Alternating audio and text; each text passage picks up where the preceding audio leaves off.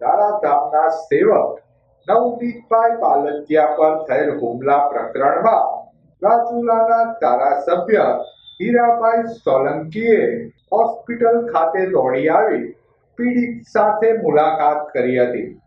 ધારા ગામે રહેતા અને બગદાણા આશ્રમના સેવક નવનીત બાલદિયા પર 2 દિવસ પૂર્વે મોણપર ગામ નજીક 2 કારમાં આવેલા 8 જેટલા શખ્સોએ ગંભીર મારામારી કરી ઈજા કરી તમામ ઇસમો ફરાર થઈ ગયા હતા.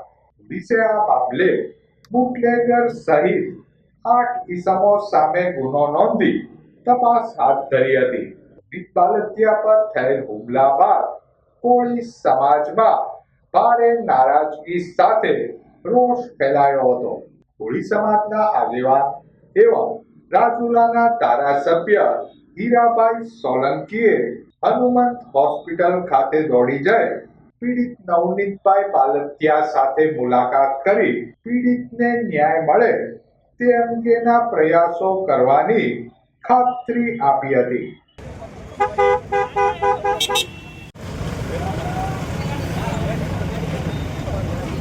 મેં નવનીતને સાંભળ્યો છે, એના પાસે બધા પુરાવા છે. માત્ર ને માત્ર મારું આટલું જ કહેવાનું થાય છે. પોલીસ વિભાગને પણ આપના મારફતે હું કહેવા માંગુ છું કે સાચી દિશાએ તપાસ થાય અને જે કોઈ ગુનેગારો હોય એ ગુનેગારોને બચાવવાના પ્રયત્ન ન કરે એ આપના માધ્યમથી કહેવા આવ્યો છું. જે કાંઈ બનાવ બન્યો છે એને સખ્ત શબ્દોમાં હું વખોડી કાઢું છું.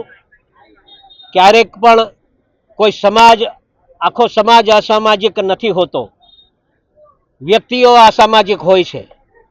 અને આ સમાજ માટે હું કહેવા માંગીશ કે અમારા ડેપ્યુટી મુખ્યમંત્રી સાહેબ હોય, અમારા સીએમ સાહેબ હોય, સંપૂર્ણપણે આવા દાદાઓની દાદાગીરી ચલાવતા નથી.